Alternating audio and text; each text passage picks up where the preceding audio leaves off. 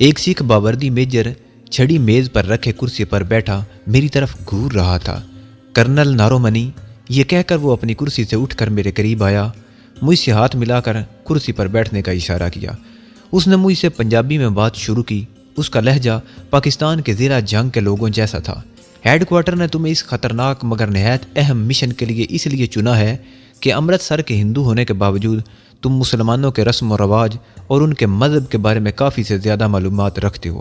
تم بڑی آسانی سے مسلمان بن کر پاکستان میں جاسوسی کر سکتے ہو اور ہمارے اہم ترین مشن کو کامیاب بنا سکتے ہو۔ تم 2 بار پاکستان جا چکے ہو، یہ اچھی بات ہے۔ ویسے پاکستان میں ہمارے جاسوس موجود ہیں جو تمہاری مدد کریں گے۔ جانے سے پہلے تمہیں ایک ایجنٹ کے بارے میں تفصیل فراہم کر دی جائے گی۔ اب اس نقشے کو غور سے دیکھو۔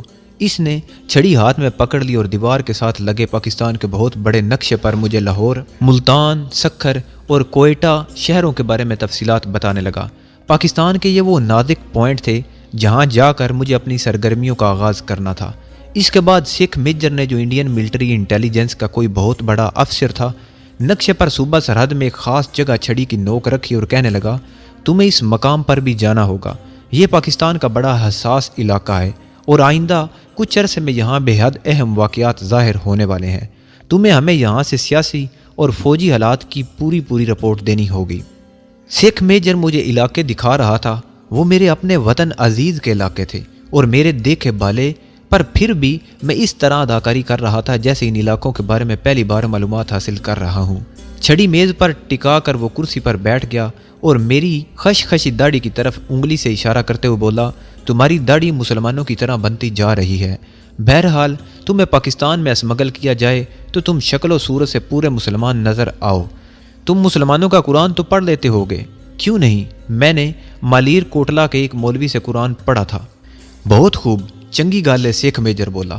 مجھے کب اور کس طریقے سے پاکستان اسمگل کیا جائے گا؟ میں نے پوچھا۔ سکھ میجر نے مجھے گھور کر دیکھا اور بولا، اس سلسلے میں تمہیں پریشان ہونے کی ضرورت نہیں۔ جب جانا ہوگا ہمارا آدمی تمہیں آ کر لے جائے گا۔ اس عرصے میں تمہیں دیا گیا زہریلا سگار اور V2 گولیاں ہم اپنے پاس رکھیں گے۔ میں نے بریف کیس کھول کر اس کے سامنے کر دیا۔ اس نے گولیوں کا پیکٹ اور سگار نکال کر سیاہ رنگ کے ایک ڈبے میں بند کر کے اپنی میز کی دراز میں رکھ لیا اور کھڑے ہو کر بولا، اب تم جا سکتے ہو۔ میں نے فوجی انداز میں سلام کیا اور دروازہ کھول کر باہر آ گیا، جہاں میرا گائیڈ برین گن لٹکائے اٹینشن کھڑا تھا۔ اس نے جیپ تک میری رہنمائی کی۔ میں جیپ میں بیٹھ گیا۔ جیپ چلنے ہی والی تھی کہ میرے گائیڈ نے بلند آواز میں ڈرائیور سے کہا، ہالٹ جوان، میجر صاحب نے کہا ہے کہ ایک سواری کو راستے میں اتارنا ہے، یہ ارجنٹ ہے۔ میں جیپ کے پیچھے بیٹھا تھا۔ سامنے سے ترپال اٹھی ہوئی تھی۔ کوٹھی کے کونے والے کمرے کے برآمدے میں ایک بلب روشن تھا۔ میں نے سوچا کسی فوجی یا سکھ میجر کے کسی ملازم کو شہر میں ڈراپ کرنا ہوگا۔ اتنے میں دروازہ کھلا اور ایک سویلین لباس میں ملبوس سکھ اپنے ساتھ ایک لڑکی کو لیے باہر آ گیا۔ میں نے پھر بھی کوئی خیال نہ کیا یہ لڑکی سکھ میجر کے نوکر کی بیٹی یا بیوی ہو سکتی تھی۔ میں خاموش بیٹھا اپنے مشن کے بارے میں سوچتا رہا۔ سکھ اس لڑکی کو لے کر جیپ میں میرے سامنے بیٹھ گیا۔ میں نے دیکھا کہ لڑکی کا رنگ گورا مگر چہرہ اترا ہوا تھا۔ گیٹ کی روشنی اس کے چہرے پر پڑ رہی تھی۔ اس کی آنکھوں کے نیچے ہلکے پڑے ہوئے تھے اور اس نے پنجابی لباس پہن رکھا تھا۔ میں نے اب بھی اس کی طرف کوئی دھیان نہ دیا۔ ہو سکتا ہے یہ لڑکی اس سویلین سکھ ملازم کی بیوی ہو اور بیمار ہو، لیکن لڑکی کے چہرے پر مجھے ایک عجیب سی پریشانی، وحشت اور گھبراہٹ نظر آ رہی تھی۔ وہ سہمی ہوئی تھی جیسے دشمنوں کے نرغے میں ہو۔ جیپ چل پڑی۔ لڑکی نے سکھ سے کمزور سی آواز میں پوچھا، اب تم مجھے کہاں لے جا رہے ہو؟ لڑکی کا لہجہ پنجابی تھا مگر وہ اردو بول رہی تھی۔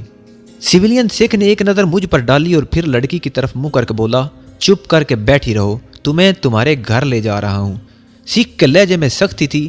لڑکی کسی اچھے گھرانے کی لگتی تھی۔ اس کا لہجہ پنجابی نہ تو 2 آبے کا تھا اور نہ ہی ہوشیار پوری تھا اور نہ ہی لدھیانہ جلندھر کا تھا۔ اس نے پاکستان کے پنجابی لہجے میں بات کی تھی۔ میرے کان کھڑے ہو گئے۔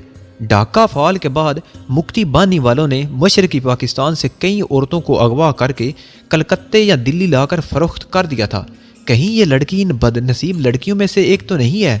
میں لڑکی سے براہ راست کچھ پوچھنے کی پوزیشن میں نہیں تھا، لیکن میرا دل یہ معلوم کرنے کے لیے بےتاب تھا کہ یہ لڑکی کون ہے آخر۔ لڑکی سر جھکائے خاموش بیٹھی تھی۔ لڑکی کی آنکھوں میں آنسو آ گئے۔ اس نے دوپٹے سے آنسو پونچھے اور ہچکیاں لیتی آواز میں جیسے اس کے منہ سے خود بخود یہ دعا نکل گئی، میرے اللہ، مینوں اپنے کول بلا لے، سکھ نے لڑکی کو گردن سے دبوچ کر نیچے کر دیا اور بولا ہن بولی تے گردن لا دیواں گا۔ بات صاف ہو گئی تھی، اس لڑکی کو مشرقی پاکستان سے اغوا کیا گیا تھا۔ میرا خون کھول اٹھا لیکن خود پر جبر کر کے بیٹھا رہا۔ جیپ مٹھائی والے پل سے چند فرلانگ پیچھے دلی کے بازار حسن والے علاقے میں داخل ہو کر ایک بازار کے کونے پر رک گئی۔ سکھ لڑکی کا ہاتھ پکڑ کر اسے کرخت لہجے میں کہا چلو تمہارا گھر آ گیا ہے۔ لڑکی جیپ سے نہیں اتر رہی تھی۔ سکھ اسے گھسیٹ کر جیپ سے نیچے لے گیا اور ڈرائیور کی سیٹ کی طرف منہ کر کے بولا ٹھیک ہے جاؤ۔ میں نے بازار کے اس مقام کو غور سے دیکھا۔ یہاں بجلی کے 2 کھمبوں پر مرکری لائٹ روشن تھی اور خاندانی منصوبہ بندی کا ایک ہندی بورڈ لگا تھا۔ بازار سے ہارمونیم اور گانے کی ہلکی ہلکی آوازیں آ رہی تھیں۔ جیپ آگے روانہ ہو گئی۔ اب میں ایک ایک دکان اور ہر عمارت کو نشانی بنا کر ذہن میں محفوظ کر رہا تھا۔ مٹھائی والے پل سے گزر کر جیپ نے علی پور روڈ کی طرف کا رخ کر لیا۔ جیپ مجھے میری کوٹھی میں اتار کر واپس چل گئی۔ رات کے 11:30 بجے تھے۔ میں نے کپڑے تبدیل کیے اور لڑکی کے بارے میں سوچنے لگا۔ اب میرے پاس زہریلا سگار نہیں تھا۔ میں نے فیصلہ کیا کہ صبح بازار جا کر اس بد نصیب لڑکی کا سراغ تو لگایا جائے، اس کے بعد ہی آگے سوچیں گے۔ پھر میں سو گیا۔ کہتے ہیں دانش مند دن کے وقت ہی کوٹھے پر جاتا ہے۔ میں دانش مندوں میں سے تو نہیں ہوں، لیکن لڑکی کا کھوج لگانے کے لیے مجھے دن کے وقت ہی بازار جانا تھا۔ مجھے معلوم تھا کہ رات کو جاگنے والی یہ کٹھ پتلیاں دن میں دیر تک سوتی رہتی ہیں۔ چنانچہ میں سپہر کے وقت اپنی مہم پر روانہ ہو گیا۔ میری جیب میں سگریٹوں کا ایک پیکٹ، 2000 روپے کے نوٹ اور ایک رومال تھا۔ دیکھنے میں یہ ایک عام سا ریشمی رومال تھا، مگر اس میں ایک گرہ پڑی تھی۔ یہ پھانسی کی گرہ تھی۔ یہ بھی کمانڈو کا ایک خطرناک ترین ہتھیار ہوتا ہے۔ کبھی بھارت کے ٹھگ ریشمی رومال سے اپنے شکار کو پلک جھپکنے میں ہلاک کر دیا کرتے تھے۔ کمانڈو کو بھی اس رومال کی خاص ٹریننگ دی جاتی ہے تاکہ اگر اس کے پاس کوئی بھی ہتھیار نہ ہو تو وہ صرف رومال سے ہی اپنے دشمن کو موت کے گھاٹ اتار سکے۔ میں بازار کے اس کونے پر پہنچ گیا جہاں جیپ نے اس لڑکی کو اتارا تھا۔ بجلی کے کھمبوں پر دیوار سمبندی یعنی خاندانی منصوبہ بندی کا بورڈ اسی طرح لگا ہوا تھا۔ میں نے ٹیکسی چھوڑ دی اور بازار میں داخل ہو گیا۔ بازار سنسان تھا، کئی دکانیں بند تھیں، پنواڑیوں اور چائے والوں کی دکانیں البتہ کھلی تھیں۔ چلمنیں گری ہوئی تھیں، کہیں سے گانے کی آوازیں نہیں آ رہی تھیں۔ 2 عورتیں میرے قریب سے گزر گئیں۔ بازار کافی بڑا تھا۔ خدا جانے وہ سکھ لڑکی کو لے کر کس مکان میں گیا تھا۔ مجھے یہی کھوج لگانا تھا۔ میں ایک چائے والے کی دکان میں جا کر بیٹھ گیا اور چائے کا آرڈر دے دیا۔ میرا ٹارگٹ اس ہوٹل میں کام کرنے والا وہ لڑکا تھا جو چائے وغیرہ لے جاتا تھا۔ ان لڑکوں کو سب کی خبر ہوتی ہے، لیکن مجھے جس نوکر نے چائے کا کپ لا کر دیا اس نے میرے پوچھنے پر بتایا کہ وہ صرف دکان پر ہی گاہکوں کو نپٹاتا ہے۔ میں نے جیب سے 200 روپے نکال کر اسے ٹپ دی تو وہ بے حد خوش ہوا اور بڑی رازداری سے میری طرف جھک کر بولا حضور آپ کو کہیں پنہ بائی کی تلاش تو نہیں؟ وہ فرخ آباد گئی ہوئی ہے، اگلے مہینے آئے گی، کئی لوگ اس کا پوچھ گئے ہیں۔ میں نے سوچا اس سے ہی کچھ مذاکرات ہو جانے چاہیے۔ میں نے اسے اپنے بارے میں بتایا، میں پنجاب سے آیا ہوں، آگے کلکتہ جا رہا ہوں، چندی گڑھ میں 3 کوٹھے چلاتا ہوں، کلکتے میں مشرقی پاکستان سے اغوا کی ہوئی عورتیں لائی گئی ہیں، اس لیے وہاں جا رہا ہوں، لیکن بنک پڑی ہے کہ یہاں بھی ایسی عورتیں موجود ہیں، لیکن میں کسی سے واقف نہیں ہوں۔ میں نے جیب سے 10 روپے کا ایک نوٹ نکال کر اس کی طرف بڑھایا۔ اس نے جلدی سے نوٹ لے کر صدری کی جیب میں رکھا اور جھک کر بولا حضور یہاں صرف ایک لڑکی آئی ہے بنگال سے، پنجابن ہے، رکمنی بائی کے پاس ہے، آپ کہیں تو میں کسی سے بات کروں؟ میں نے رکمنی بائی کا پتہ معلوم کرنے کے بعد اس سے کہا کہ میں خود ہی اس سے بات کروں گا، اور چائے کے کپ سے آخری گھونٹ پی کر باہر آ گیا۔ رکمنی بائی نائکا تھی اور اس کا مکان بازار کے کونے پر واقع تھا۔ 2 منزلہ مقام تھا۔ گیلریوں کے اندر کھڑکیوں پر چلمنیں گری ہوئی تھی۔ ایک تنگ زینہ اوپر جاتا تھا۔ میں تیزی سے آگے نکل گیا اور سیدھا چاندنی چوک میں آ گیا۔ یہاں میں نے مختلف دکانوں پر سے اپنے مطلب کی کئی چیزیں خریدی۔ منکوں کی مالائیں، کڑے، کانوں میں ڈالنے والے مندرے، لوہے کی ایک چھڑی جو آگے سے مڑی ہوئی تھی۔ ان کے علاوہ میں نے گیروے رنگ کا کھدر بھی خریدا۔ میں سادھو کے بیس میں رکمنی بائی کے ہاں جانا چاہتا تھا۔ کوٹھی میں آ کر میں نے یہ سارا سامان الماری میں رکھ دیا۔ سادھو سنتوں کے بارے میں میری معلومات کافی وسیع تھی۔ میں ہر طبقے اور ہر دھرم کے مختلف مکتبہائے خیال سے واقف تھا۔ مجھے معلوم تھا کہ بھارت کے صوبہ اتر پردیش میں وشنو اور شو مہاراج کی پوجا کرنے والوں کی تعداد بہت زیادہ ہے، جبکہ جنوبی ہند میں مہاویر کے پیروکاروں کی اکثریت ہے۔ महाराष्ट्र में अम्बा देवी की पूजा करने वाले ज़्यादा हैं और शमाली हिमाचल प्रदेश में माता शेरावाली की पूजा की जाती है। चुनाचे में शूजी महाराज के चेले के रूप में रुक्मणी बाई के यहाँ जाना चाहता था। मैंने रात की बजाय दिन के वक्त वहाँ जाने को तरजीह दी, क्योंकि इस वक्त रुक्मणी बाई को फुर्सत होगी और वो मुझे ज़्यादा टाइम दे सकेगी। मैंने नकली दाढ़ी और बालों की विग लगाने का खतरा मोल नहीं लिया, क्योंकि मेरी अपनी छोटी छोटी दाढ़ी थी। अगरचे वो फ्रेंच कट थी, लेकिन मैं उसे अपनी चरब ज़बानी से निभा सकता था। और फिर मॉडर्न साधु लंबी लंबी दाढ़ियों से गुरेज करते हैं, बल्कि अक्सर दाढ़ियाँ मुंडवा भी देते हैं।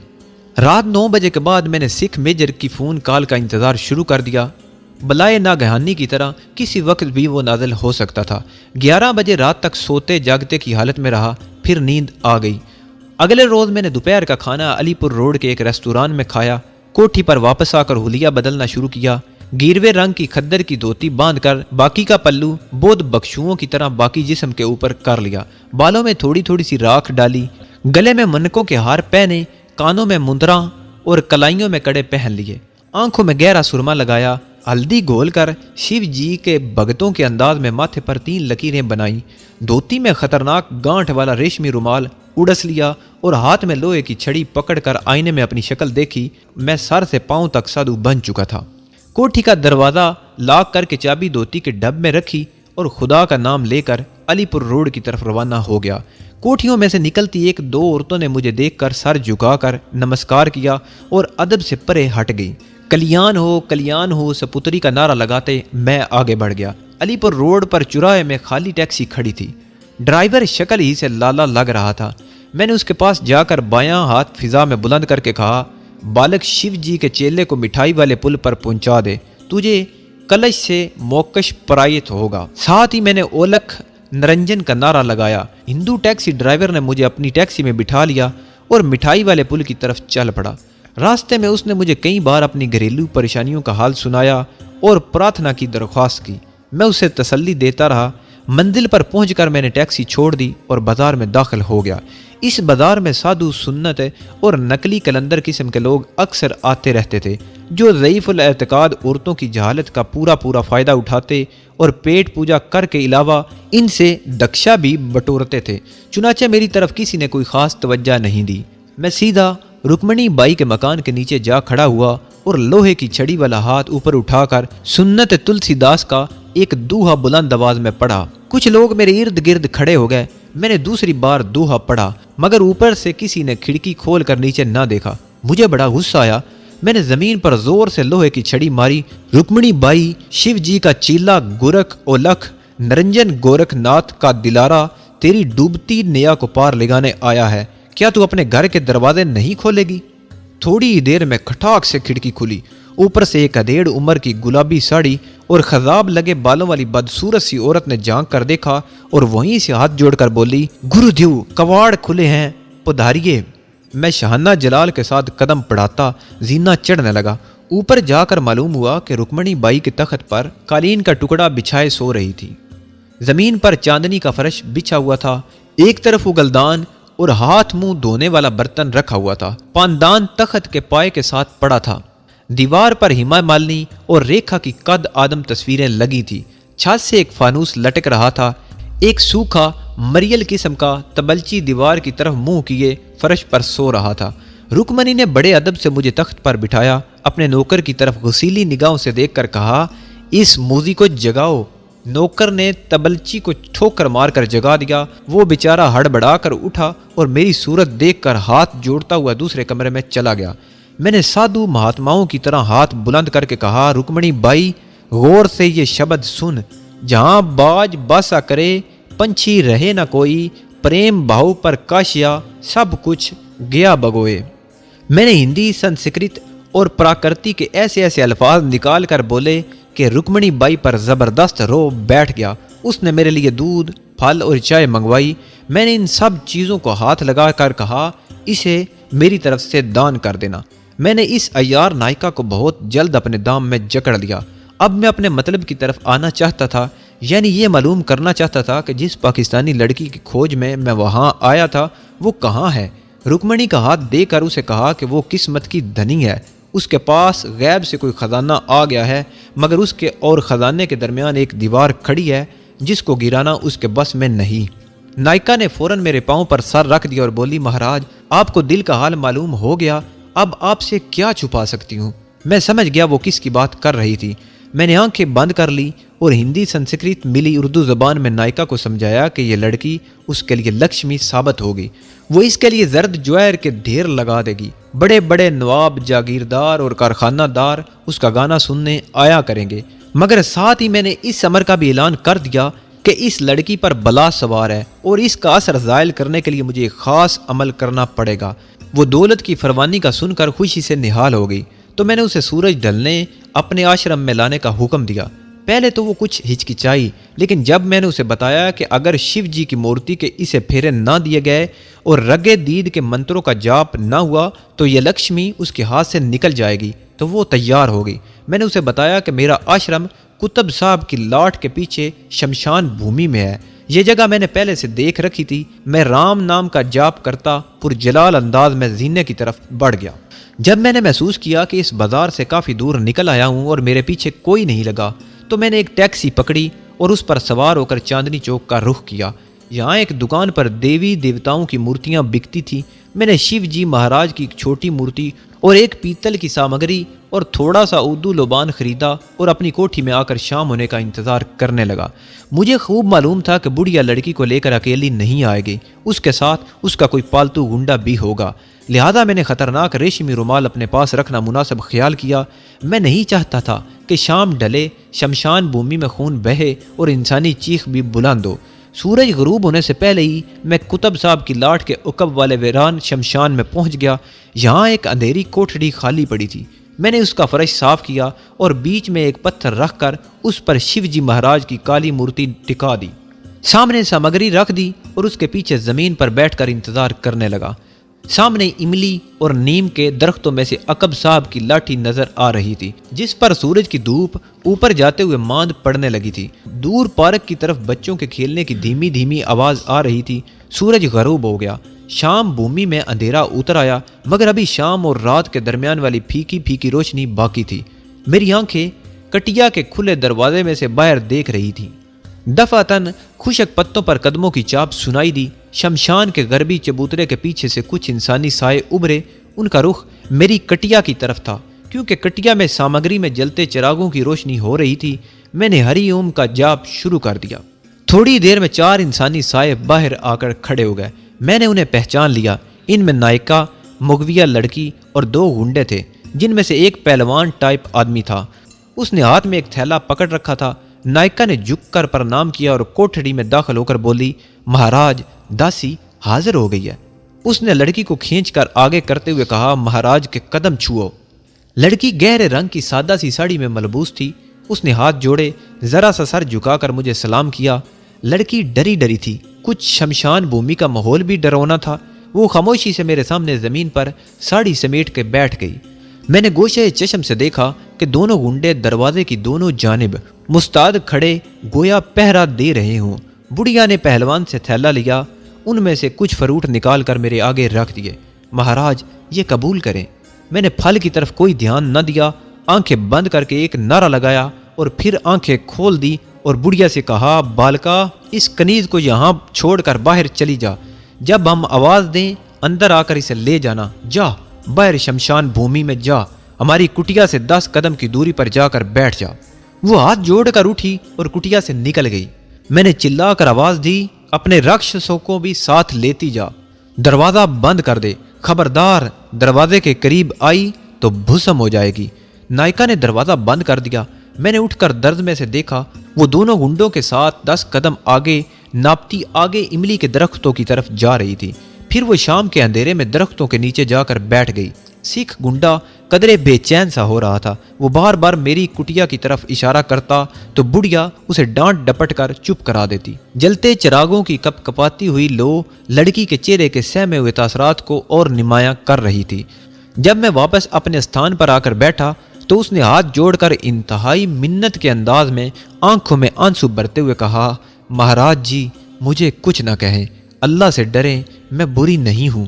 میں نے اس کی طرف جھک کر آہستہ سے کہا، میں جانتا ہوں تمہیں اغوا کر کے لایا گیا ہے، اس بڑھیا نے تمہیں خریدا ہے، یہ بتاؤ تمہارا نام کیا ہے؟ یہ جملے میں نے پنجابی زبان میں کہے اور اس کے سر پر ہاتھ رکھ دیا اور کہا تو میری بہن ہے، اور یہ کہ میں بھی مسلمان ہوں، اور یہ حلیہ میں نے صرف تمہیں بچانے کے لیے بنایا ہے، میں ہندو سادھو نہیں ہوں۔ وہ پھٹی پھٹی آنکھوں سے مجھے تکنے لگی۔ اس نے بتایا کہ اس کا نام کلثوم ہے، چٹا گانگ میں اس کے باپ کا چھوٹا سا ہوٹل تھا۔ جب ڈاکہ فعال ہوا تو اسی رات چٹا گانگ میں مکتی بانی کے فوجی گھس آئے اور انہوں نے غیر بنگالیوں کا قتل عام شروع کر دیا۔ اس کے باپ اور اس کی ماں اور ایک چھوٹے بھائی کو اس کی آنکھوں کے سامنے ذبح کر دیا اور اسے نیم بے ہوشی کی حالت میں اغوا کر کے لے گئے۔ اس کی پوری داستان سننے کے لیے وقت نہیں تھا، وہ رو رہی تھی۔ میں نے کہا فکر نہ کرو بہن، میں تمہیں پاکستان پہنچا دوں گا۔ وہ میرا منہ تکنے لگی، اس کے چہرے پر اعتبار اور بے اعتباری کی کیفیت تھی۔ میں نے کہا لیکن تمہیں میں جس طرح کہوں بس اسی طرح تمہیں کرنا ہوگا۔ جب میں اس عورت کو اندر بلاؤں تو تم خوشی خوشی اسے گلے لگا لینا اور کہنا کہ تم اس کے ساتھ بہت خوش ہو، اور یہ ظاہر کرنا کہ میرے منتروں کا تم پر اثر ہو گیا ہے اور اب تم اس عورت کا ہر حکم مانو گی۔ وہ پریشان ہو کر بولی لیکن میں ایسا نہیں کر سکتی، کیا تمہیں اپنے بھائی پر اعتبار نہیں ہے؟ یہ میرا منصوبہ ہے، گھبراؤ نہیں، میں تمہیں بہت جلد وہاں سے نکال کر لے جاؤں گا۔ پھر میں نے اونچی آواز میں اشلوک پڑھنے شروع کر دیے۔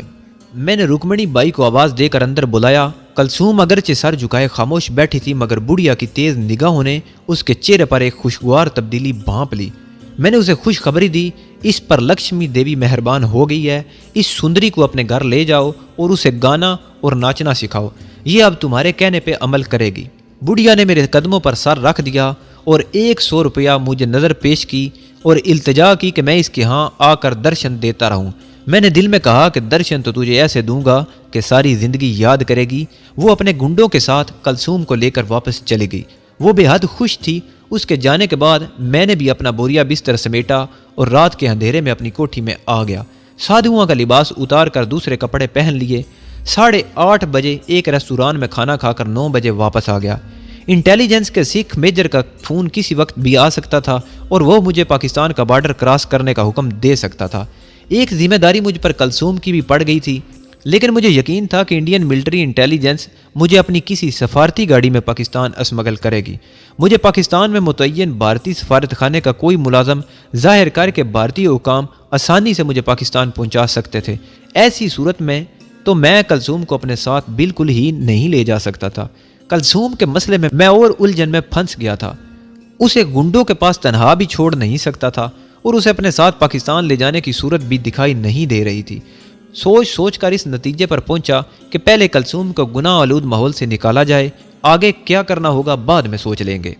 بستر پر لیٹا رات 1 بجے تک میں سوچتا رہا۔ میرا ٹارگٹ رکمنی بائی کا مکان تھا اور اٹیک آدھی رات کے بعد کرنا تھا، جبکہ وہ ایک ایسا گھر تھا جہاں راتیں جاگتی ہیں۔ مجھے معلوم تھا آدھی رات کے بعد رقص کی محفل عروج پر ہوگی اور رکمنی روپے بٹورنے میں مصروف ہوگی۔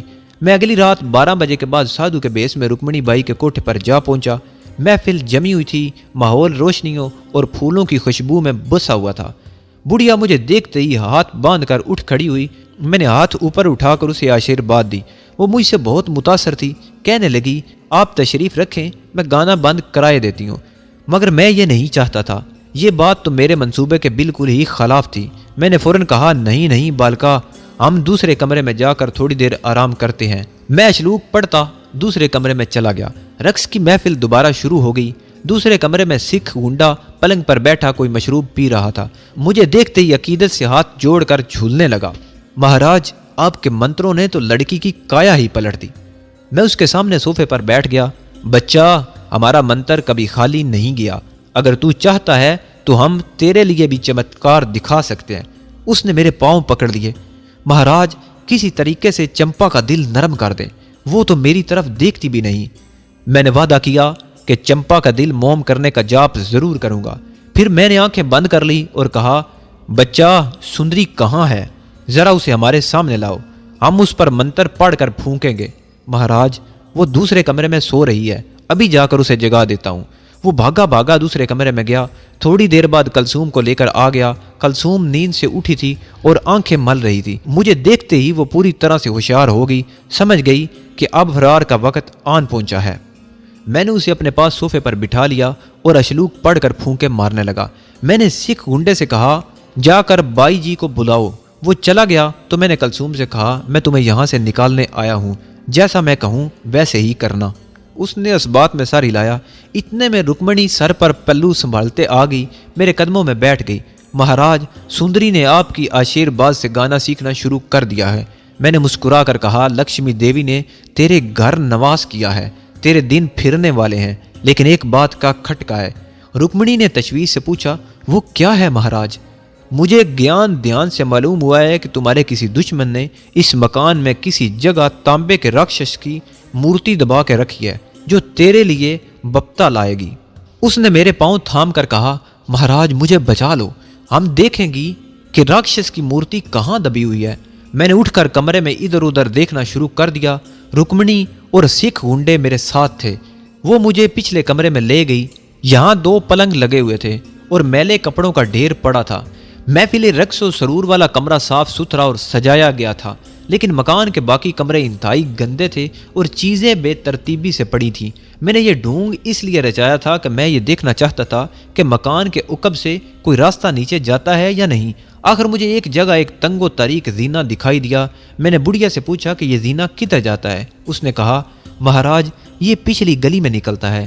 مجھے اسی زینے کی تلاش تھی۔ میں واپس اسی کمرے میں آ گیا جہاں کلثوم صوفے پر چپ چاپ بیٹھی تھی۔ میں نے رکمنی کو رقص کے کمرے میں واپس بھیج دیا۔ اب سکھ گنڈا باقی رہ گیا تھا۔ میں نے کلثوم کی طرف دیکھ کر اشارہ کیا کہ وہ خاموش رہے اور اپنے لباس سے ریشمی رومال نکال کر مٹھی میں دبا لیا۔ میری نگاہیں گنڈے پر جمی ہوئی تھی۔ وہ ایسی حالت میں تھا کہ اپنا دفاع نہیں کر سکتا تھا۔ میں آہستہ سے اٹھا اور منتروں کا جاب کرتے ہوئے کمرے کی دیوار کو انگلی سے ٹھونک بجا کر دیکھنے لگا۔ یکا یک اس نے گلاس اٹھانے کے لیے گردن پھیری تو میرے رگو پے میں بجلیاں کوند گئی۔ ریشمی رومال میرے دائیں ہاتھ میں کھل گیا۔ اس کے بعد یہی رومال بجلی کی کندے کی طرح فضا میں لہرایا اور دوسرے لمحے اس کا پھندا گنڈے کی گردن میں پڑ گیا اور اس کے منکے کی ہڈی کو توڑ چکا تھا۔ وہ پلنگ پر اوندا ہو گیا۔ میں نے کلثوم کو پیچھے آنے کا اشارہ کیا اور مکان کے عقبی زینے کی طرف بھاگا۔ زینے میں اندھیرا تھا۔ کلثوم میرے پیچھے پیچھے تھی۔ تیز قدموں سے سیڑھیاں اتر کر جوں ہی میں نے عقبی گلی والا دروازہ کھولا تو سامنے رکمنی بائی کا پہلوان گنڈا گلی میں سامنے کھڑا مسکرا رہا تھا۔ اس کے ہاتھ میں پستول تھا جس کا رخ میرے سینے کی طرف تھا۔ میں حیران تھا کہ یہ گنڈا پہلوان کہاں سے آ گیا۔ آخر اس کو کب مجھ پر شک ہوا کہ میں لڑکی کو نکال کے لے جانا چاہتا ہوں؟ مجھے اس کا کچھ علم نہیں تھا۔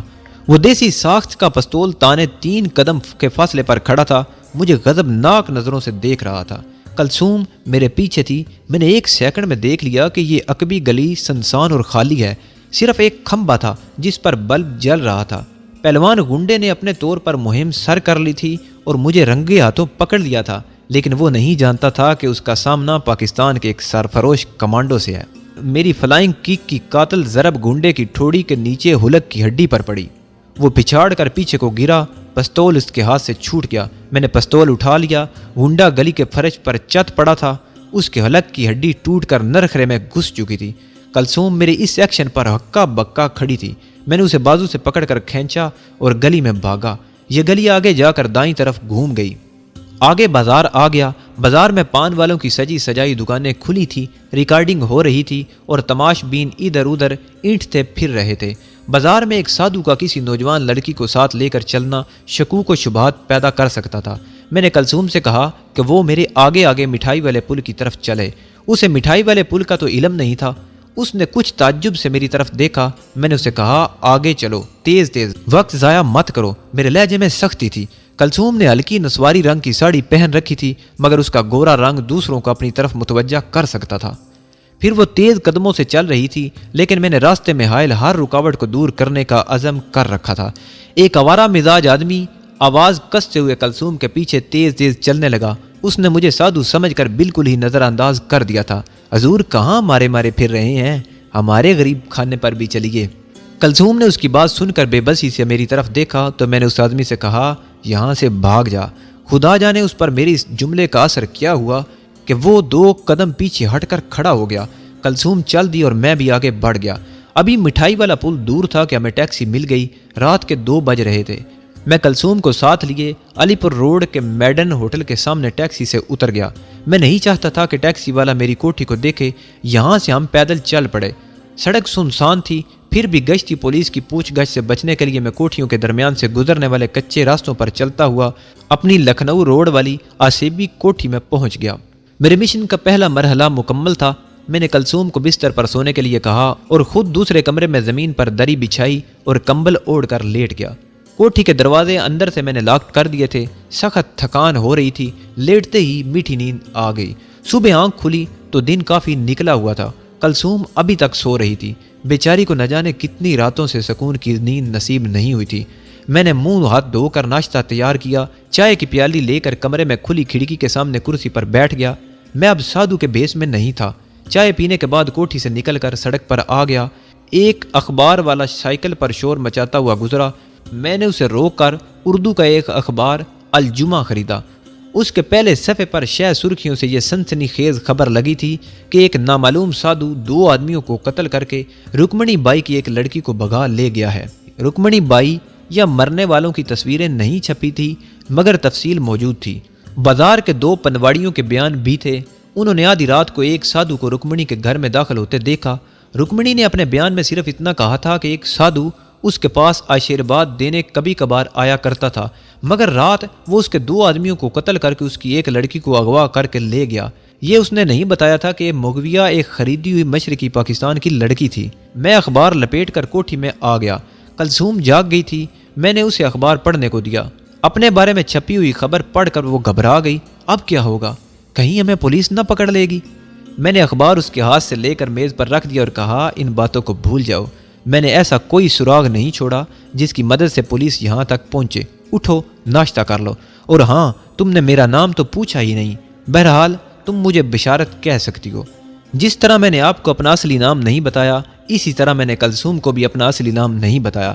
بیچاری ڈری ہوئی تھی، مگر رکمنی بائی سے نجات حاصل کر لینے کے بعد وہ خوش اور مطمئن تھی۔ اس کے رشتہ دار فیصل آباد میں رہتے تھے۔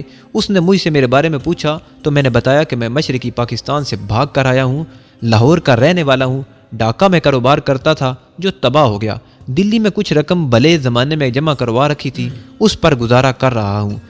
یہاں اپنے ایک کاروباری دوست کا انتظار کر رہا ہوں جو مشرقی پاکستان میں ہے۔ 2-3 مہینے اس کی راہ دیکھوں گا، اگر نہ آیا تو پاکستان کا بارڈر کراس کر کے چلا جاؤں گا۔ کلثوم نے مجھے پہچان لیا تھا، کہنے لگی، تم سکھ میجر کی کوٹھی میں کیا کرنے گئے تھے اس رات؟ میں نے اسے اسمگلنگ کی ایک من گھڑت کہانی سنا دی۔ کلثوم واجبی سی پڑھی لکھی لڑکی تھی اور اسے دنیا داری کی زیادہ باتوں کا علم نہیں تھا۔ اس نے میری باتوں پر یقین کر لیا اور بولی، میں پاکستان کیسے جاؤں گی؟ بھارتی پولیس مجھے پکڑ لے گی اور تم نے 2 آدمیوں کا خون کیا ہے۔ تمہیں یہاں سے باہر نہیں نکلنا چاہیے۔ اگر تم پکڑے گئے تو مجھ پر بھی مصیبت ٹوٹ پڑے گی۔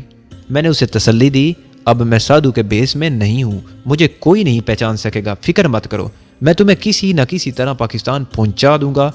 اگر اس دوران مجھے اطلاع مل گئی کہ میرا ڈھاکے والا دوست نہیں آیا تو میں بھی تمہارے ساتھ ہی بارڈر کراس کر جاؤں گا، لیکن ابھی احتیاط سے کام لینا، اس کوٹھی سے قدم باہر نہ نکالنا۔ اگر کسی نے دیکھ لیا تو مجھے پھانسی کے پھندے سے کوئی نہیں بچا سکے گا۔ وہ سمجھدار تھی اور صورتحال کی نزاکت کا پوری طرح احساس تھا اسے۔ اس نے وعدہ کیا کہ وہ کوٹھی سے باہر قدم بھی نہیں رکھے گی۔ بازار سے میں اپنے لیے ایک گدا اور تکیہ خرید لایا اور دوسرے کمرے میں بستر لگا دیا۔ اپنا بیڈ روم کلثوم کو دے دیا۔ ٹیلی فون میں اپنے کمرے میں لے آیا۔ کچن میں کھانے پینے کا سامان ڈال دیا۔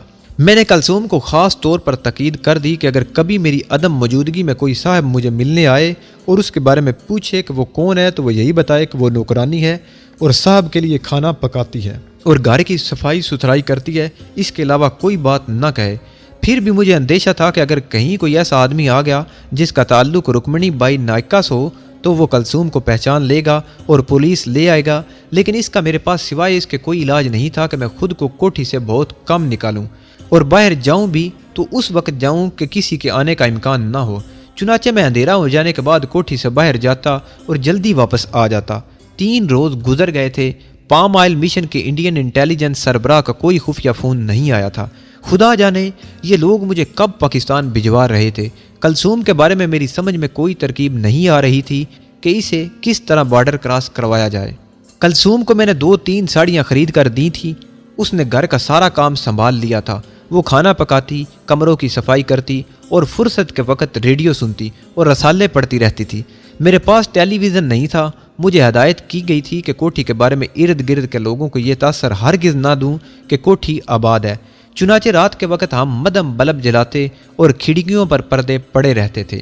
جوں جوں وقت گزر رہا تھا میں یہ سوچ کر پریشان ہو رہا تھا کہ اگر کسی وقت اچانک مجھے بارڈر کراس کرنے کا حکم مل گیا تو کلثوم کا کیا بنے گا، اسے کس کے پاس چھوڑ کر جاؤں گا۔ آخر وہی ہوا جس کا مجھے ڈر تھا۔ ایک رات اچانک فون کی گھنٹی بج اٹھی۔ کئی روز بعد فون کی گھنٹی بجی تھی۔ میں سمجھ گیا کہ ملٹری انٹیلیجنس کے سربراہ کا فون ہے۔ میں نے ریسیور اٹھا کر آہستہ سے ہیلو کہا۔ دوسری طرف سے میرا کوڈ پوچھا گیا۔ میں نے کوڈ بتایا اور بولنے والے سے اس کا کوڈ پوچھا۔ اس نے بھی کوڈ بتا دیا اور کہا، کرنل نارومنی، کل صبح تمہیں امرتسر کے لیے روانہ ہونا ہے اور بذریعہ ریل سفر کرو گے۔ پرسوں دن کے 9 بجے امرتسر کے قلعے میں تم ملٹری انٹیلیجنس کے کرنل گرومیت سنگھ سے ملاقات کرنے جاؤ گے۔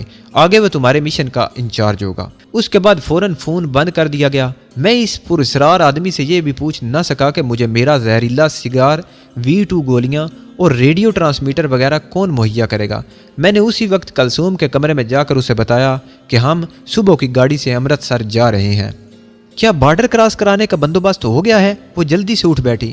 میں نے بتایا کہ میرا دوست ڈھاکہ سے نہیں آ رہا، اس لیے مجھے خود ہی یہاں سے نکل کر جانا ہوگا۔ کلثوم نے پوچھا، کیا امرتسر میں میرا کوئی ایسا شخص واقف ہے جو بارڈر کراس کروانے میں ہماری مدد کر سکے؟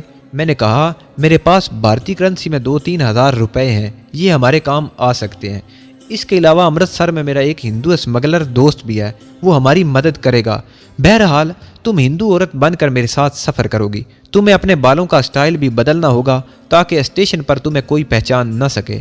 میں منہ اندھیرے ہی اٹھ بیٹھا۔ گاڑی 5:15 پر روانہ ہوتی تھی۔ کلثوم اپنے کمرے میں نماز پڑھ رہی تھی۔ نماز سے فارغ ہو کر اس نے اپنے بالوں کو دوسرے سٹائل سے تیار کر لیا، ماتھے پر بندیا لگائی۔ وہ سادہ سی ساڑی میں تھی۔ ہم نے جلدی جلدی ناشتہ کیا اور صبح کے دھندلکے میں کوٹھی سے نکل کر بڑی سڑک پر آ گئے۔ بریف کیس میرے ہاتھ میں تھا، اس میں انڈین کرنسی میں کافی روپے تھے۔ میں نے پتلون اور گرم کوٹ پہن رکھا تھا۔ کلثوم کے شانوں پر کشمیری شال پڑی تھی۔ میں نے اسے کہا کہ پاکستان کا بارڈر کراس کرنے تک اس کا نام کملا دیوی اور میرا نام راجا رام تیواڑی ہوگا۔ ریلوے اسٹیشن پر امرتسر جانے والی ایکسپریس ٹرین تیار کھڑی تھی۔ ہمیں فرسٹ کلاس جگہ مل گئی۔ ڈبے میں ایک بوڑھا سکھ اپنی جوان بہو اور اس کے بچے کے ساتھ بیٹھا تھا۔ وہ بال کھولے ان میں کنگھی کر رہا تھا۔ ہمیں دیکھ کر بولا، کہاں جاؤ گے گورمکھو؟ میں نے پنجابی میں کہا، امرتسر جا رہے ہیں، میرا نام راجا رام تیواڑی ہے اور یہ میری بہن کملا دیوی ہے۔ میرا خیال تھا کہ سکھ بوڑھا میرا پیچھا چھوڑ دے گا، لیکن امرتسر تک وہ میرا سر کھاتا رہا۔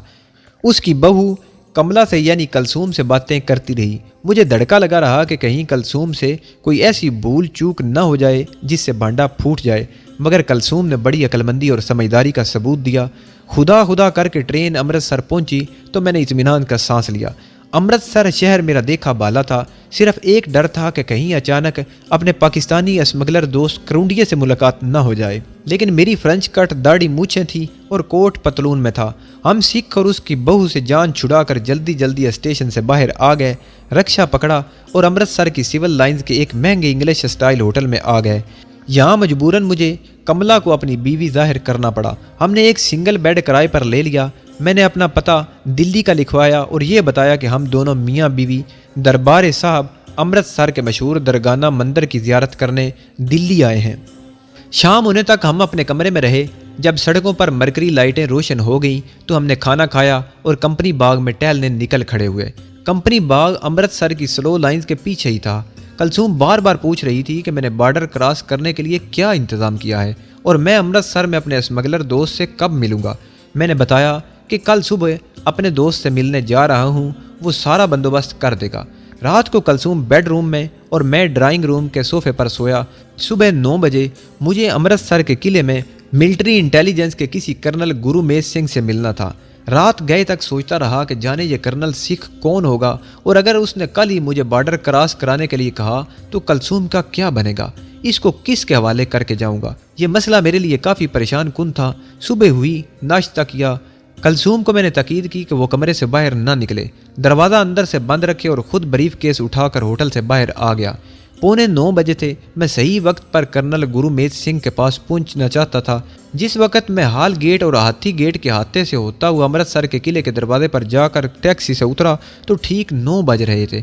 अमृतसर का किला लाहौर के शाही किले की तरह का है, अगरचे इससे काफ़ी छोटा है, मगर दरवाज़ा इसी की तरह का बुलंद और देव कामत है, जिसके नीचे आने जाने के लिए एक छोटा दरवाज़ा बना हुआ है। यहाँ इंडियन फौज के 2 सिख फौजी अटेंशन खड़े पहरा दे रहे थे। मुझे अपनी तरफ आता देखकर उन्होंने वहीं से मुझे रुक जाने के लिए आवाज़ दी। मैंने जब बताया कि मैं कर्नल नारोमनी हूँ और मुझे कर्नल गुरमीत सिंह से मिलना है, तो दोनों फौजियों ने मुझे सल्यूट किया। एक फौजी ने दरवाज़ा खोलकर मुझे अपने पीछे आने के लिए कहा। किले के अंदर एक ड्योढ़ी थी जिसके आगे बगैर छत के खुला रास्ता था। यहाँ दोनों जानिब कोठड़ियाँ थीं जिन पर ताले लगे हुए थे। आगे कुशादा जगह थी जहाँ ईंटों के चबूतरे पर पुराने ज़माने की एक तोप निस्ब थी। सामने वाले बरामदे में सीढ़ियाँ किले के तय खाने में उतरती थीं। यहाँ पहुँचकर फौजी ने सल्यूट करके कहा, सर कर्नल साहब का कमरा नीचे है। ये कहकर वो वापस चला गया। जीने में एक मदम बल्ब रोशन था। मैं तय खाने में उतर गया। एक छोटी सी राहदारी आ गई जिसमें एक जगह कमरे के बाहर चौक पड़ी थी। बाहर तख्ती पर गोरमुखी में कुछ लिखा था जिसे मैं नहीं पढ़ सकता था। जाहिर है कर्नल गुरमीत का नाम ही लिखा होगा। मैंने चुक उठाई और नीम दरवाजे पर आहिस्ता से दस्तक दी। अंदर से किसी की भारी रोबदार आवाज़ आई, कर्नल नारोमनी अंदर आ जाओ। मैं कमरे में दाखिल हो गया। भारी भरकम मेज़ के पीछे कुर्सी पर पुख्ता उम्र का सिख बावर्दी कर्नल आंखों में चश्मा लगाए बैठा था। उसकी दाढ़ी जाली में लिपटी और ऊपर को खींची हुई थी। वो मेरी तरफ गहरी नज़रों से देख रहा था। मुझे उसकी नज़रें अपने जिस्म में उतरती महसूस हो रही थी। उसने हाथ से मुझे कुर्सी पर बैठने का इशारा किया और चश्मा उतार कर रुमाल से शीशे साफ करने लगा। कमरे में दीवार के साथ सिर्फ एक बल्ब रोशन था। एक पुरअसरार सी बूझल खामोशी छाई हुई थी। मैं अपनी सांस की आवाज़ सुन रहा था। कर्नल गुरमीत सिंह ने दराज में से एक फ़ाइल निकाल कर खोली और उसे पढ़ने लगा। 5 मिनट गुजर गए। फिर उसने फ़ाइल बंद करके मेज़ की दराज में रख कर ताला लगा दिया और मेरी तरफ झुककर अंग्रेज़ी में बोला, कर्नल मनी, तुम्हारी फ़ाइल में लिखा है कि तुम अमृतसर के रहने वाले हो और एक आला हिंदू फैमिली से ताल्लुक़ रखते हो। मुझे उम्मीद है कि अमृतसर आने के बाद जैसा कि तुम्हें हदायत की गई थी, तुम यहाँ अपनी फैमिली से मिलने नहीं गए होगे। मैंने पूरी इत्मीनान लहजे में जवाब दिया कि मैं अमृतसर में अपने माता पिता जी से मिलने नहीं गया और कल से शहर के बाहर एक होटल में मुकीम हूँ। कर्नल गुरमीत सिंह लिफाफे को खोलने वाली चमकीली छुरी से मेज़ की सतह को खरीदने लगा। फिर छुरी रख कर बोला, गुड, मुझे तुमसे यही तवक्को थी। मुझे यह बताने की ज़रूरत महसूस नहीं हो रही कि तुम एक इंतहाई अहम मिशन पर दुश्मन मुल्क जा रहे हो। तुम्हारा इंतखाब बहुत सोच समझ कर किया गया है। अगरचे तुम्हारी उम्र ज़्यादा नहीं, मगर मिलिट्री इंटेलिजेंस में इस वक्त तुमसे ज़्यादा तजर्बाकार, काबिल लायक और मौजू एजेंट हो ही नहीं सकता। तुम हिंदू हो लेकिन मुसलमानों के कल्चर और उनके मज़हब से पूरी वाकफियत रखते हो। कर्नल गुप्ता और तरचनापुली के मेजर राणा थामन ने तुम्हें वो सब कुछ बता दिया है जो तुम्हें पाकिस्तान जाकर करना होगा। वो अपनी कुर्सी से उठा और कोने की आहनी अलमारी को चाबी लगाकर खोला। उसमें से एक ब्रीफ केस निकाला और उसे रख कर बैठ गया। ब्रीफ केस में V2 की गोलियों का पैकेट और जहरीला सिगार निकाला। उसके बाद एक सिगरेट लाइटर जैसी छोटी डबिया मेरी तरफ बढ़ा दी। V2 गोलियों और सिगार के बारे में तुम्हें सब कुछ बता दिया गया है। यह सिगरेट लाइटर इंतहाई ताकतवर शॉर्ट व्यू रेडियो ट्रांसमीटर है। कर्नल गुप्ता ने तुम्हें हमारी व्यू लेंथ और फ्रिक्वेंसी बता दी थी जो तुम्हें याद होगी। ये फ्रिक्वेंसी मुझे याद थी। मैंने इस बात में सर हिला दिया। कर्नल गुरमीत ने ब्रीफ केस से स्याह रंग की एक छोटी सी पॉकेट बुक निकाल कर मुझे दी और कहा, यह तुम्हारी कोड बुक है। इसमें वो कोड दर्ज है जिसकी मदद से तुम ट्रांसमीटर पर मुझे या कर्नल गुप्ता को इमरजेंसी पैगाम दे सकते हो। मेरा कोड वर्ड पाम ऑयल नारोमनी ही होगा। इन चीज़ों को छुपाना तुम्हारा काम है। याद रखो, अगर तुम पकड़े गए तो हम तुम्हारी कोई मदद नहीं कर सकेंगे और लाताल्लुक हो जाएंगे। तुम्हें भी पकड़े जाने की सूरत में ज़बान बंद रखनी होगी, वरना पाकिस्तान में मुकीम हमारे एजेंट तुम्हें मौत की नींद सुला देंगे। मैं जानता हूँ, मैंने जवाब दिया। अब यह मालूम करने के लिए बेचैन था कि मुझे बॉर्डर किस तरीके से क्रॉस कराया जाएगा। तुम्हारे पास भी 29 का जो टॉप सीक्रेट शिनाख्ती कार्ड है उसे मेरे हवाले कर दो। मैंने जेब से अपना खसूसी शिनाख्ती कार्ड निकाल कर उसे दे दिया। उसने कार्ड ब्रीफ केस में रखा और वहाँ से कागज़ का एक टुकड़ा निकाल कर मेरे आगे कर दिया। उस कागज़ पर पाकिस्तान के इन आदमियों के नाम लिखे हैं जिनका एतमाद हासिल करने के बाद تم انہیں V2 گولیاں کسی بھی مشروب میں گھول کر پلا دو گے۔ میں نے کاغذ لے کر پڑھا تو پاکستان کے 4 اہم سیاستدانوں کے نام لکھے ہوئے تھے۔ کرنل گرمیت بولا، یہ لوگ کچھ عرصہ پہلے تک ملک کو توڑنے اور اپنے اپنے صوبوں کی خود مختاری اور پاکستان سے علیحدگی کی باتیں کرتے تھے، لیکن اب ان کو دی گئی V2 گولیوں کا اثر زائل ہونے لگا ہے اور یہ ملکی استحکام کی باتیں کرنے لگے ہیں۔ تمہیں ایک مجذوب کی شکل میں ان لوگوں سے تعلق پیدا کر کے انہیں یہ گولیاں دوبارہ کھلانی ہوگی۔ یہ 4 سیاستدان ہیں، جبکہ تمہیں V2 5 گولیاں دی جا رہی ہیں۔ اگرچہ ایک آدھی گولی کسی وجہ سے ضائع ہو جائے تو تم دوسری گولی استعمال کر سکو۔ پاکستان میں ہمارے سفارت خانے کے کسی آدمی سے ہرگز رابطہ پیدا نہ کرنا، ان کا کوئی نہ کوئی آدمی تمہیں ضرورت کے وقت خود مل لیا کرے گا۔ پاکستان میں ہمارے کچھ ایجنٹ کام کر رہے ہیں، تمہیں صرف ایک جگدیش چند کھنہ سے ملوایا جائے گا۔ وہ پاکستان میں ہمارا ماسٹر اسپائی ہے، وہ اس وقت فیصل آباد میں مقیم ہے اور پچھلے 10 برس سے وہاں ایک بازار میں ماسٹر فیروز الدین کے نام سے گھڑی ساز کی دکان کر رہا ہے۔ اس نے مشہور کر رکھا ہے کہ گجرانوالہ میں بس کے ایک حادثے میں اس کے بیوی بچے ہلاک ہو گئے تھے۔ وہ اکیلا اپنی دکان کے پیچھے ایک کمرے میں رہتا ہے۔ تم اس سے رابطہ قائم کرو گے، تمہارا نام پاکستان میں داخل ہوتے ہی پیر الہی بخش ہوگا اور تم ہاتھ دیکھ کر لوگوں کے جھوٹ سچ قسمت کا حال بتایا کرو گے۔ جگدیش چند کھنہ تمہیں سیاستدانوں کے حلقے میں پہنچنے کے گر بتا دے گا۔ تمہیں لاہور شہر کی ایک مارکیٹ میں کتابوں کی ایک دکان کھلوا دی جائے گی۔ لاہور تمہارا ہیڈ کوارٹر ہوگا۔ یہاں سے تم ہمارے ماسٹر اسپائی جگدیش چند کھنہ عرف ماسٹر فیروز الدین کے رہنمائی میں متعلقہ سیاستدانوں سے رابطہ پیدا کرو گے۔ اگر کبھی تمہارا راز فاش ہو جائے تو تم زہریلے سگار، ریڈیو ٹرانسمیٹر اور کوڈ بک کو ضائع کر کے فوراً روپوش ہو جانا۔ میں کرنل گرمیت سنگھ کی ایک ایک بات اپنے ذہن میں نقش کر رہا تھا۔ پھر میں نے کرنل گرمیت سے سوال کر ہی دیا کہ مجھے بارڈر کب اور کس طریقے سے کراس کرایا جائے گا۔ سکھ کرنل نے چشمہ اتار کر خاکی رومال سے صاف کیا اور بولا، ہمارے آدمی خفیہ طور پر پاکستان کا بارڈر کراس کرائیں گے۔ اتوار کی رات 12 بجے اٹاری ریلوے اسٹیشن کے پاس GT روڈ پر پہنچ جانا۔ ہمارا آدمی تمہارے پاس آ کر کوڈ پام آئل نارومنی بولے گا، وہی تمہیں بارڈر کراس کرائے گا۔ تمہیں ایک پاکستانی لباس تمہارے ہوٹل میں ہفتے کو پہنچا دیا جائے گا۔ اس کے بعد کرنل گرمیت سنگھ نے مجھ سے میرے ہوٹل کے کمرے کا نمبر لیا، فیصل آباد کے انڈین ماسٹر ایجنٹ کا ایڈریس بتایا اور کہا کہ میں زیادہ زبانی یاد کر لوں۔ پھر اپنی خاص نوٹ بک نکال کر کھولی اور کہا، ایک نمبر نوٹ کر لو، یہ نمبر ہے OK5۔ اس نمبر کی اہمیت سے امرتسر شہر کے سبھی پولیس اسٹیشنوں، ملٹری پولیس کے ہیڈ کوارٹروں اور اسلام آباد میں متعین بھارتی سفیر کو آگاہ کر دیا گیا ہے۔ تمہیں ابھی امرتسر میں 2 دن مزید رکنا ہوگا۔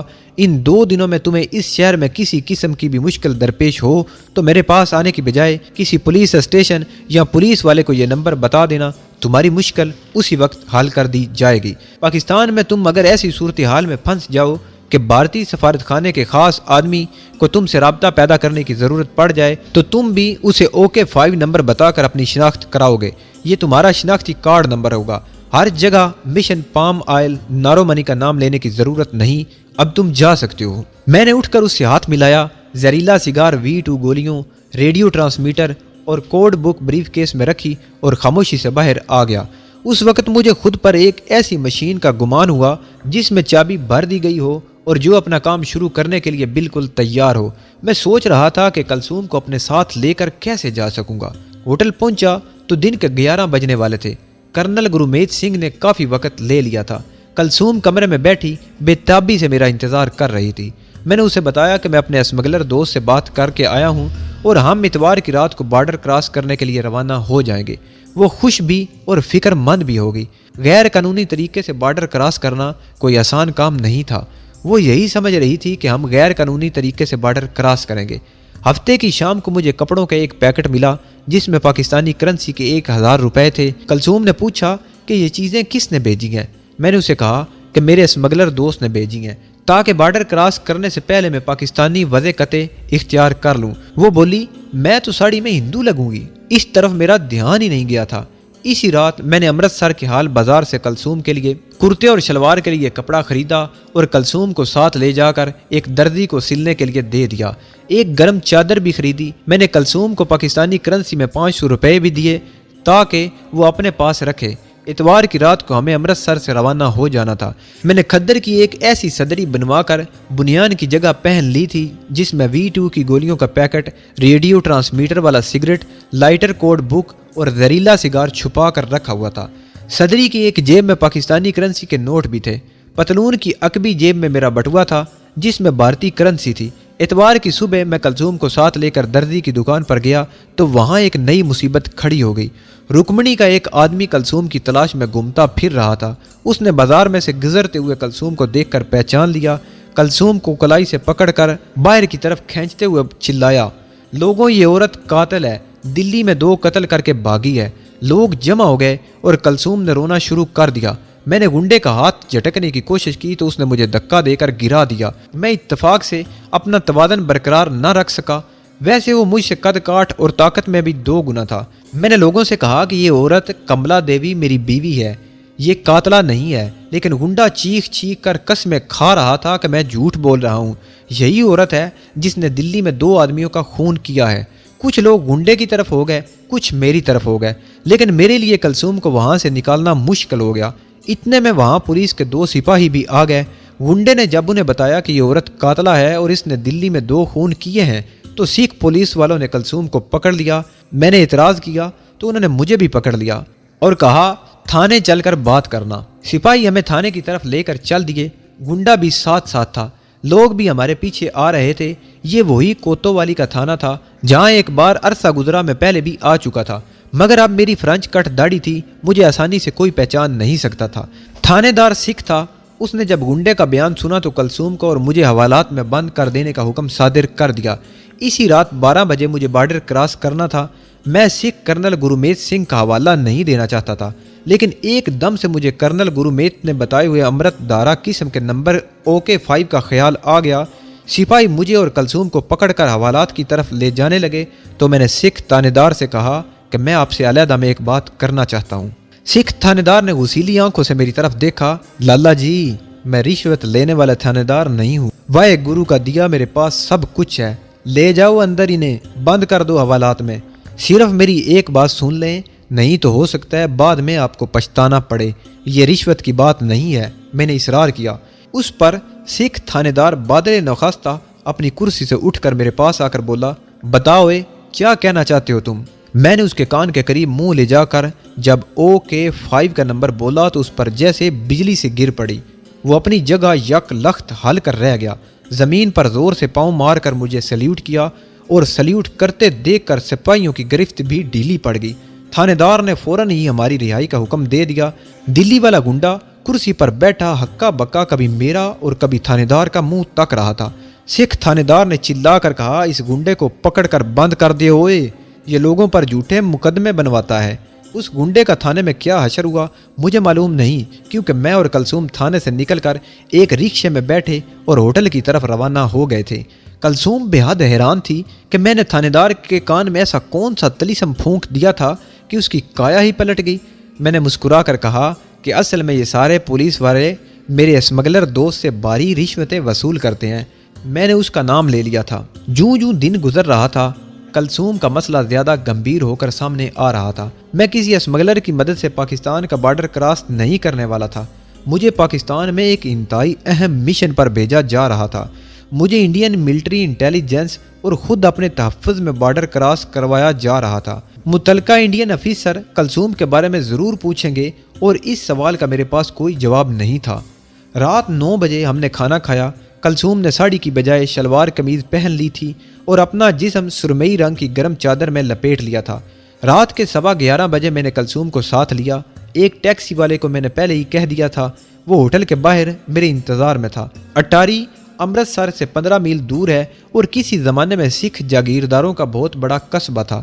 پاکستان بن جانے کے بعد یہ قصبہ بارڈر پر آ گیا، جس کی وجہ سے اس کی پہلے والی حیثیت ختم ہو کر رہ گئی۔ ٹیکسی GT روڈ پر اٹاری کی طرف رواں دواں تھی۔ اندھیرے میں سڑک کی دونوں جانب شیشم کے اونچے گھنے درخت خاموش کھڑے تھے۔ رات کافی سرد تھی۔ میں نے بھی وہی لباس پہن رکھا تھا جو کرنل نے میرے لیے بھجوایا تھا۔ ٹیکسی والا سکھ ساتھ تھا اور ہمارے شلوار قمیض والے لباس سے اس نے یہی اندازہ لگایا کہ ہم پاکستانی ہیں اور پاکستان جا رہے ہیں، مگر اس کی گفتگو سے ظاہر ہو رہا تھا کہ وہ آدھی رات کو ہمارے بارڈر کراس کرنے پر کچھ حیران سا ہے۔ میں نے اس کی حیرانی کو کوئی اہمیت نہیں دی۔ ٹیکسی 6 ارٹا خاصا اور گرو سر ستلانی کے ریلوے اسٹیشنوں کو پیچھے چھوڑتی ہوئی اب اٹاری کی طرف بڑھ رہی تھی۔ रेलवे स्टेशन अभी थोड़ी दूर था कि मैंने टैक्सी रुकवा ली, किराया अदा किया और टैक्सी वाले को रुखसत कर दिया। हम शीशम के दरख्तों के नीचे अंधेरे में खड़े हो गए। मैंने कलसूम से कहा कि मैं आगे जा रहा हूँ, तुम्हें जिस तरह कहा है वैसे ही करना। कलसूम ने आहिस्ता से सर हिला दिया। मैंने किलाई पर बंधी हुई घड़ी देखी, 12 बजने में अभी 5 मिनट बाकी थे। मेरे पास अब ब्रीफ केस नहीं था। तमाम आलात जासूसी कमीज़ के नीचे पहनी हुई सदरी की जेबों में थे। हाथ में सिर्फ रुमाल में लिपटी हुई टोपी थी। मैं कलसूम को दरख्तों के नीचे छोड़कर रेलवे स्टेशन की तरफ बढ़ गया। रेलवे स्टेशन छोटा सा था, रात के वक्त बिल्कुल वीरान पड़ा था। मोहराबदार गेट के वस्त में एक बल्ब रोशन था। मैं कुछ फासले पर एक दरख्त के नीचे बने हुए ईंटों के चबूतरे पर बैठ गया। कोई 5 मिनट गुजरे होंगे कि जीटी रोड पर दरख्तों में किसी जगह एक जीप के रुकने की आवाज़ सुनाई दी। अंधेरे की वजह से मुझे जीप नज़र नहीं आ रही थी। मैं समझ गया कि जिस शख्स को आना था वो आ गया है।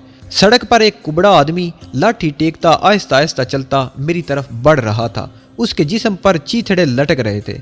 वजह कते से वो कोई भिखारी लगता था। मेरे करीब आकर उसने लाठी ज़रा सी उठाकर कहा, जो बोले सो निहाल, सत श्री अकाल। मैं खामोश रहा। उसने हथेली फैलाकर कहा, थोड़ा सा पाम ऑयल दे दो, सर में बड़ी खुश्की हो गई है माशा जी। ये वही आदमी था जिसका मुझे इंतज़ार था। उसने पाम ऑयल का कोड बोल दिया था। अब मुझे उसे कोड बताना था। मैंने कहा, बाबा जी मेरे पास ऑयल था मगर नारोमनी ले गया, माफ़ कर देना। उसने सड़क पर आहिस्ता से लाठी मार कर कहा, अब अपना नंबर भी बता दो माशे। मैंने ओके 5 दोहराया तो वो सीधा होकर खड़ा हो गया। अब वो कुबड़ा नहीं था। लाठी दरख्तों की तरफ करके बोला, हमारी जीप वहाँ खड़ी है, मेरे साथ चलो। मैं उसके पीछे पीछे चल पड़ा। जीप सड़क से ज़रा दूर कच्चे रास्ते पर खड़ी थी। मैंने कुन अखियों से देखा, कलसूम उस जगह नहीं थी जहाँ मैं उसे छोड़ गया था। जीप छत वाली थी और उसके पीछे भी तरपाल पड़ी हुई थी। जासूस खुद उसे ड्राइव करके लाया था। जीप के पास पहुंचकर जासूस बोला, पीछे बैठ जाओ, तरपाल गिराए रखना। मैं तरपाल उठाकर जीप में दाखिल हुआ तो मेरी हदायत के मुताबिक कलसूम सीटों के दरमियान दुबक कर बैठी हुई थी। जीप आगे रवाना हो गई। ये मैंने हवा में तीर चलाया था। मैंने ये तसव्वुर कर लिया था कि मुझे जो कोई भी लेने आएगा जीप या गाड़ी में आएगा और यकीनन वो अकेला ही होगा। कलसूम को मैंने हदायत की थी कि वो यूं ही गाड़ी रेलवे स्टेशन से कुछ फासले पर खड़ी हो और उसमें से कोई मशकूक किस्म का आदमी निकले तो वो जल्दी से गाड़ी में छुप कर बैठ जाए। मैंने एक रिस्क लिया था लेकिन उसमें मैं कामयाब हो गया था। हमारी जीप कुछ देर जीटी रोड पर दौड़ती रही, फिर बाईं जानिब खेतों के दरमियान कच्ची सड़क पर मुड़ गई और फिर एक जगह रुक गई। बाहर कोई फौजी बात कर रहा था। जीप वाले इंडियन जासूस ने कोई खुफिया कोड लफ्ज़ बोला, सल्यूट की आवाज़ आई और जीप आगे रवाना हो गई। ये कोई फौजी चेक पोस्ट थी। उसका मतलब था बॉर्डर का एरिया शुरू हो गया था। मैंने कलसूम के कंधे को ज़रा सा दबाया और सरगोशी की। जीप के रुकते ही उतर कर अंधेरे में छुप जाना। उसने आहिस्ता से असबात में सर हिला दिया। जीप हल्के हल्के झटके खाती आगे बढ़ रही थी। मालूम हो रहा था कि जीप कच्चे रास्ते की बजाय किसी हल चलाए हुए खेत में से गुजर रही है। फिर एक जगह रुक गई। मैंने जीप के रुकने से पहले ही पिछली तरफ गिरी हुई तरपाल उठा दी थी। जीप अभी पूरी तौर पर रुकी नहीं थी कि कलसूम ने बाहर छलांग लगा दी। मैंने तरपाल दोबारा गिरा दी। जीप के रुकते ही मेरा गाइड अगली सीट से उतरकर पीछे आया और तरपाल उठाकर बोला, आ जाओ। फिर तरपाल का कोना ऊपर उठाकर ताज्जुब से बोला, मैंने इसको बंद किया था, ये किसने खोल दिया? मैंने जीप से बाहर निकलते हुए कहा, मैंने खोला था, आखिर मुझे बाहर भी तो निकलना था। उसने आहिस्ते से यूं सारी लाया जैसे कह रहा हो कि तुम्हें ये हरकत नहीं करनी चाहिए थी। वो एक खेत के किनारे चलने लगा। मैं उसके पीछे पीछे चल रहा था। जाहिर है मेरे पीछे पीछे मुनासिब फासले पर कलसूम भी चली आ रही थी। वो अंधेरे में थी और एक बार गर्दन मोड़कर देखने पर भी मुझे दिखाई न दी। पगडंडियों पर उगी हुई शबनमी घास से मेरी शलवार के पांचे भीग गए थे। आगे जाकर खेत खत्म हो गए और बंजर इलाका शुरू हो गया। बॉर्डर एरिया था। मैं इस किस्म के सरहदी इलाके से खूब मानूस था। अगरचे वो इलाका नहीं था जहाँ से कभी मैं करौंडिया स्मगलर के हमरा बॉर्डर क्रॉस किया करता था, लेकिन ये इससे मिलता ही इलाका था। इस वक्त मुझे एक तशवीश थी कि कहीं कलसूम हमारा सुराग न खो दे। खुली जगह पर सर्दी ज़्यादा महसूस हो रही थी। मेरा साथी आगे आगे चला जा रहा था। वो कोई बात नहीं कर रहा था। मेरे लिए भी इसकी खामोशी ही मुफीद थी। मुझे मालूम था कि वह खुद बॉर्डर क्रॉस नहीं कराएगा बल्कि किसी ऐसे स्मगलर के हवाले करेगा जो भारतीय बॉर्डर पुलिस के साथ मिले हुए होते हैं और एक दूसरे के काम आते हैं। मैं इसी लम्हे का इंतज़ार कर रहा था कि कुछ फासले पर अंधेरे में एक कोठरी नजर आई। میرے گائیڈ نے مجھے وہیں رکنے کا اشارہ کیا اور خود کوٹھری کی طرف چلا گیا۔ اس کے جاتے ہی میں نے اندھیرے میں مڑ کر دیکھا، ایک انسانی سایہ سیاہ تاریکی میں سرکنڈوں کے پاس کھڑا تھا۔ یہ کلثوم تھی۔ وہ صورتحال کی نزاکت کو پوری طرح سمجھ کر عمل کر رہی تھی۔ مجھے رکتا اور میرے گائیڈ کو کوٹھری کی طرف جاتے دیکھ کر وہ بھی رک گئی تھی۔ کوئی 5 منٹ بعد جاسوس واپس آ گیا، کہنے لگا سامنے والی کوٹھری میں 2 سکھ بیٹھے ہیں، انہیں تمہارے بارے میں بتا دیا گیا ہے، وہ تمہیں اپنی حفاظت میں بارڈر کراس کرا کر پاکستان پہنچا دیں گے۔ یہ کہہ کر وہ میرے جواب کا انتظار کیے بغیر تیز تیز قدموں سے چلتا اندھیرے میں غائب ہو گیا۔ میں سرکنڈوں کی اوٹ میں ہو گیا۔ مجھے کلثوم کا انتظار تھا اور اسے ساتھ لے جا کر اسمگلروں کی کوٹھی میں لے جانا چاہتا تھا۔ کلثوم میرے گائیڈ کو واپس جاتے دیکھ کر میرے قریب آ گئی۔ میں نے اسے ہدایت کی کہ میرے ساتھ رہے اور تھوڑی دیر کے لیے میری بیوی جوگندر بن جائے۔ یہ بات میری اسکیم میں شامل تھی۔ مجھے معلوم تھا کہ بھارتی پنجاب میں سکھ عورتیں بھی شلوار قمیض پہنتی ہیں۔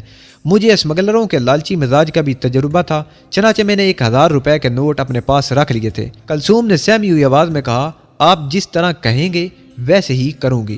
میں نے اسے ہدایت کی کہ وہ زیادہ بات نہ کرے، خاموش رہے، بات میں کروں گا۔ کلثوم کا معاملہ میں بھارتی انٹیلیجنس والوں کے سامنے پیش کرنے کا خطرہ مول نہیں لے سکتا تھا، جبکہ اسمگلروں کو روپے کا لالچ دے کر راضی کر سکتا تھا۔ خطرہ اس میں بھی تھا، لیکن اس خطرے سے میں نمٹ سکتا تھا۔ میں کلثوم کو ساتھ لے کر کوٹھری کی طرف بڑھ گیا۔ یہ ایک کچا سا کوٹھا تھا جس کا دروازہ نیم وا تھا۔ اندر لیمپ کی روشنی پھیلی ہوئی تھی۔ میں نے دروازے پر آہستہ سے دستک دے کر کہا، میں کرنل نارومنی ہوں۔ میرا فوجی گائیڈ اندر بیٹھے اسمگلروں کو میرے بارے میں یہی نام بتا کر گیا تھا۔ اندر سے آواز آئی، آ جاؤ جوان۔ میں کلثوم کو لے کر کوٹھری میں داخل ہو گیا۔ باہر ٹھنڈ تھی مگر کوٹھری کا ماحول نیم گرم تھا۔ فضا میں دیسی دارو کی بو پھیلی ہوئی تھی۔ 2 موٹے تازے سکھ آمنے سامنے چارپائیوں پر کھیس اوڑے بیٹھے تھے۔ درمیان میں کھوکھے پر تانبے کے گلاس پڑے تھے۔ ایک لیمپ جل رہا تھا۔ انہوں نے میرے ساتھ کلثوم کو دیکھا تو اسے دیکھتے ہی رہ گئے۔ ایک پہلوان قسم کے سکھ نے اپنی مونچھوں کو موڑتے ہوئے پنجابی میں کہا، کرنل صاحب انہوں بھی سمگل کرنا ہے۔ یہ میری بیوی جوگندر کور ہے۔ 2 دن ہوئے جلندر سے ہمارے سکھ بھائیوں کا ایک جتھا پاکستان ننکانہ صاحب کی یاترا کے لیے گیا تھا۔ میری بیوی جوگندر کور کا نام بھی اس جتھے میں شامل تھا، مگر عین وقت پر یہ پیچھے رہ گئی اور ریلوے اسٹیشن پر پہنچ نہ سکی۔ اب یہ اسی دن سے امرتسر میں بیٹھی رو رہی تھی کہ مجھے ننکانہ صاحب لے چلو۔ چنانچہ میں اسے اپنے ساتھ لے آیا ہوں۔ اسے لاہور سے ننکانہ صاحب والی گاڑی میں بٹھا دوں گا، یہ خود ہی جتھے کے ساتھ واپس امرتسر آ جائے گی۔ میں نے اتنی تیزی سے یہ من گڑت کہانی سنائی کہ سکھ میرا منہ تکتے رہ گئے۔ دوسرا سکھ بولا، لیکن کرنل صاحب ہمیں تو صرف آپ کو بارڈر کراس کروانے کے لیے کہا گیا ہے، آپ کی بیوی کو نہیں۔ میں نے چارپائی پر بیٹھتے ہوئے کہا، مجھے معلوم ہے مگر میں آپ کی خدمت کر دوں گا۔ میں نے جیب سے کچھ نوٹ نکال کر سکھ کے آگے رکھ دیے۔ انہوں نے ایک دوسرے کی طرف دیکھا۔ پھر پہلوان سکھ بولا، یہ روپے کم ہیں، ہمیں 2 گنا خطرہ مول لینا پڑے گا۔ تم مجھے کوئی سودا دے دو، میں پاکستان جا کر تمہارے کسی آدمی کو پہنچا دوں گا، تمہاری رقم وہاں محفوظ ہو جائے گی۔ میں نے کہا، میں خوب جانتا تھا کہ یہ اسمگلر ایسا ہی کام کرتے ہیں۔ اگر یہ خود پھیرا نہ لگائیں تو مال کسی آتے جاتے کے ہاتھ بھیج دیتے ہیں اور پھر کسی روز خود جا کر رقم وصول کر لیتے ہیں۔ یوں وہ بارڈر کراس کرانے کے خطرے سے بھی محفوظ رہتے ہیں۔ یہ بات پہلوان سکھ کی عقل میں آ گئی۔ اس نے مونچھیں مروڑ کر کہا، ٹھیک ہے جوان، ہمارا مال لے جا کر ریلوے اسٹیشن کے پاس برکت ہوٹل والے کو دے دینا۔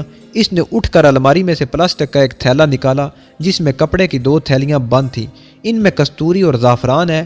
پھر اس نے مجھے برکت ہوٹل والے کا پتہ بتا دیا۔ کلثوم چادر میں منہ سر ڈھانپے خاموشی سے میرے ساتھ چارپائی پر بیٹھی تھی۔ میں نے پلاسٹک کا تھیلا اپنے پاس رکھ لیا اور انہیں یقین دلایا کہ ان کی امانت بحفاظت پہنچا دی جائے گی۔ یہ اسمگلر ویسے بھی کسی حد تک مجھ سے دبے ہوئے تھے، کیونکہ میں انٹیلیجنس کا آدمی تھا اور فوج کا خفیہ محکمے میں مجھے ان کی وساطت سے خود پاکستان اسمگل کروایا جا رہا تھا۔ ایک سکھ تو وہیں بیٹھا رہا، دوسرا پہلوان ٹائپ کا سکھ میرے وہاں پہنچنے کے کوئی نصف گھنٹے بعد اٹھا اور مجھے اور کلثوم کو ساتھ لے جا کر بارڈر پار کروانے چل پڑا۔ ہمارے چاروں طرف ہو کا سا عالم طاری تھا۔ رات میں کہیں کھیت آتے جاتے اور کہیں ویرانہ شروع ہو جاتا۔ اس علاقے سے میں نے پہلے کبھی بارڈر کراس نہیں کیا تھا۔ پہلوان سکھ آگے آگے چل رہا تھا۔ ایک جگہ وہ میری طرف دیکھ کر بولا، کرنل صاحب تم اتنی چھوٹی عمر میں کرنل کیسے بن گئے؟ پھر تم نے مسلمانوں والی شکل بنا رکھی ہے۔ میں نے کوئی جواب نہ دیا۔ وہ خود ہی چلتے چلتے تھوڑی دیر چپ رہنے کے بعد بولا، معاف کرنا مہاراج، یہ تمہارا سرکاری معاملہ ہے۔ میں پھر بھی خاموش رہا۔ ہم ایک خشک نالے میں سے گزر کر اوپر آئے تو سامنے درختوں میں 2-4 ابری ہوئی ڈیریاں دکھائی دیں۔ اسمگلر سکھ رک گیا اور ڈیریوں کی طرف اشارہ کر کے بولا، یہ اپنی فوج کے مورچے ہیں، یہ لوگ مجھے جانتے ہیں، انہیں تمہاری اطلاع مل چکی ہے، میں جا کر ان سے بات کرتا ہوں، کیونکہ آگے پاکستان کا بارڈر ہے۔ وہ جھک کر چلتا ہوا ایک مورچے کی طرف بڑھ گیا۔ کلثوم میرے قریب کھڑی ہو گئی۔ میں نے محسوس کیا کہ اس کا جسم کانپ رہا ہے۔ یہ سردی کی وجہ نہیں بلکہ موت کے خوف کی وجہ سے تھا۔ کلثوم نے مجھ سے پوچھا کہ اس اسمگلر نے یہ کیوں کہا تھا کہ یہ ایک سرکاری معاملہ ہے۔ میں نے کلثوم کو اپنے بارے میں نہ حقیقت بتانی تھی اور نہ ہی بتانا چاہتا تھا۔ سکھ اسمگلر کی حماقت کے باعث اس پر کسی حد تک بات کھل گئی تھی۔